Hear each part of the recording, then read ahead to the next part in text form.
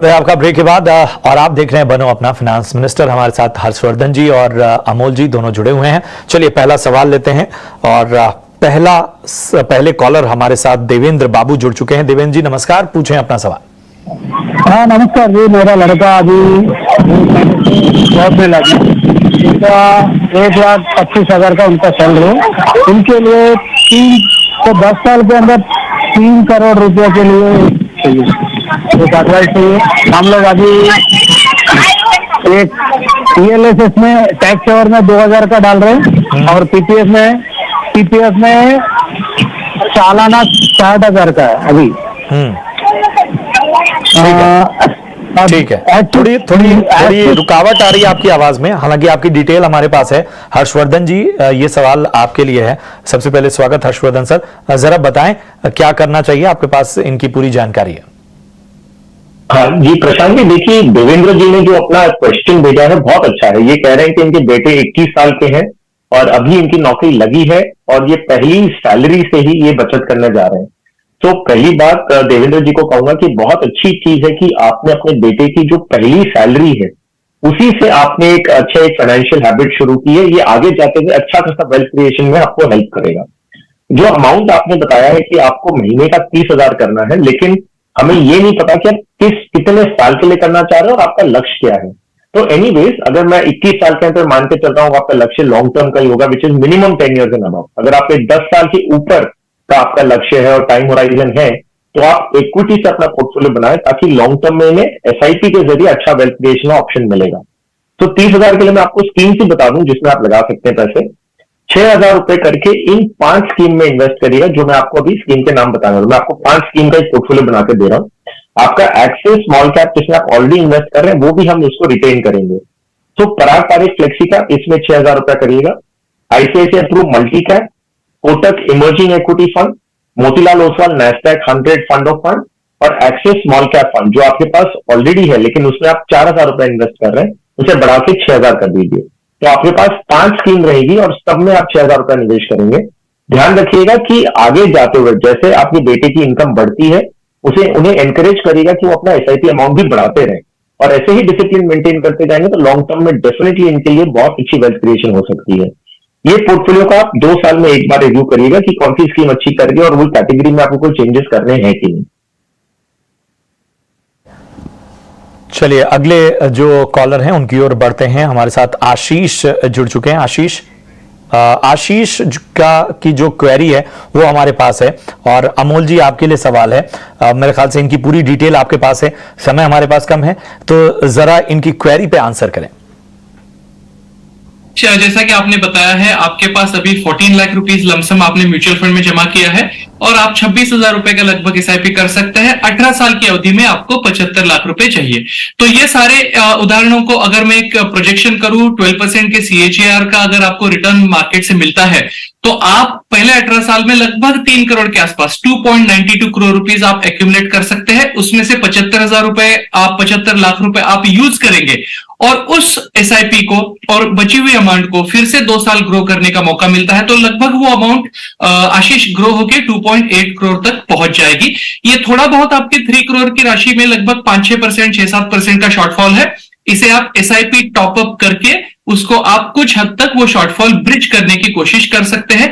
अपने फंड को annual review करना मत भूलिए और आपने जो अभी आपके पास 6 स्कीम्स है उसका एनुअल रिव्यू में कभी आप रीबैलेंस करते हैं तो स्मॉल कैप एक्सपोजर आपका मेरे हिसाब से ज्यादा है। स्मॉल कैप एक्सपोजर को आप कम कर सकते हैं, ब्रिंग इट डाउन, और मिड कैप या फ्लेक्सी कैप में वो राशि आप इन्वेस्ट करके वो SIP को अपने 18 और 20 साल के लक्ष्य प्राप्ति के लिए कंटिन्यू कर सकते हैं। आपको सलाह और उम्मीद करते हैं आपके काम आए। हर्षवर्धन जी अगला सवाल अभिषेक का है और अभिषेक हमारे साथ जुड़े हुए हैं। अभिषेक नमस्कार, पूछें अपना सवाल। नमस्कार सर नमस्कार। मेरा क्वेश्चन ये है, मैं पोर्टफोलियो अपना बताएंगे प्लीज, थोड़ा उसको रेक्टिफाई किए ओके है या इसमें मेरे को कुछ हटाना है कैसे। तो जो मेरा पोर्टफोलियो है अभी Nippon small cap, SBI small cap में इन्वेस्ट कर रहा हूँ 10,000 एंड और मिड कैप में मैं HDFC mid cap, Kotak emerging equity, Nippon India growth, ये मिड कैप है। ठीक है, ये 5 फंड्स हैं, इनमें मैं इन्वेस्ट कर रहा हूँ। तो इनमें से किसी में मेरे को रिवर्ट बैक करना है या फिर कंटिन्यू कर सकता हूँ इस टाइम पे, थोड़ा प्लीज एडवाइस। ठीक है अभिषेक जी, आपको बेहतर एडवाइस हर्षवर्धन जी देंगे। हर्षवर्धन जी, बाकी डिटेल आपके पास है, उन्होंने सवाल भी बहुत क्लियर अपना रखा, उनकी क्या शंकाएं हैं, जरा बताएं क्या होगा समाधान। ओके, देखिए प्रशांत जी, इनके पोर्टफोलियो में ना 2 मिड कैप फंड हैं। तो अगर मैं सिर्फ उन 2 मिड कैप फंड के बारे में कंपैरिजन करूं तो एक सिंपल सी चीज आती है कि आपने 2 मिड कैप रखा है, कोई दिक्कत नहीं है। लेकिन जब आप 2 मिड कैप रखें तो क्यों ना आप एक index mid cap index fund ले लें और एक एक्टिवली मैनेज ले लें, तो आपको बेस्ट ऑफ बोथ वर्ल्ड्स मिल जाता है। तो निप्पॉन का जो ग्रोथ फंड है उसकी जगह पे आप Nippon India Nifty mid cap 150 index fund ले लीजिए, फिर मिड कैप इंडेक्स हो गया, और कोटक इमर्जिंग इक्विटी रखिए जो ये एक्टिवली मैनेज हो गया। तो बेस्ट ऑफ बोथ वर्ल्ड्स आपको अपने पोर्टफोलियो में मिल जाएगा। तो ये एक चेंज है जो मैं इनके लिए सजेस्ट करूंगा। तो ये आपको सलाह। अमोल जी, अगला सवाल आपके लिए है, संजय सिंह है और उन्होंने अपना सवाल हम तक पहुंचाया हुआ है। बेंगलोर में काम करते हैं और फंड की तमाम डिटेल जो है वो आप तक हमने पहुंचा दी है, इनके सवालों को भी आपके सामने रखा है। बताएं संजय सिंह को क्या सलाह होगी। जी प्रशांत, संजय सिंह जी ने हमें जो डिटेल्स भेजे हैं, आपका लगभग 40,000 रुपए का एसआईपी है, आपने एक अधिकतर जानकारी भी दी है, आपका मेडिक्लेम है और 15 साल की अवधि में आपको 2 करोड़ रुपए का लक्ष्य आपके सामने है।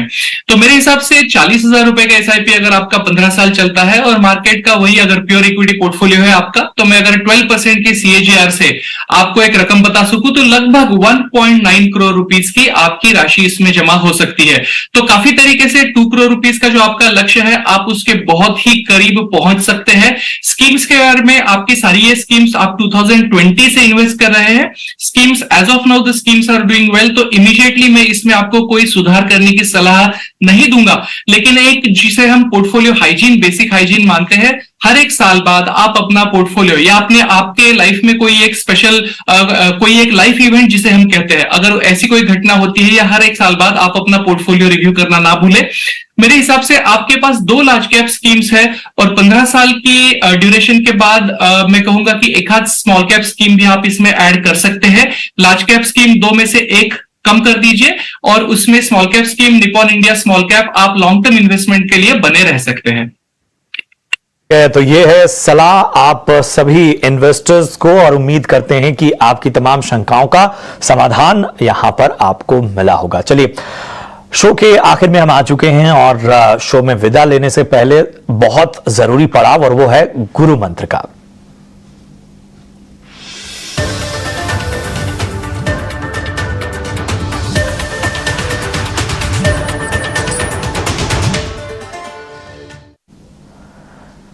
और हर्ष जी, सबसे पहले आपके पास शुरू करूंगा, आप बताएं आज आपके गुरु मंत्र क्या हैं।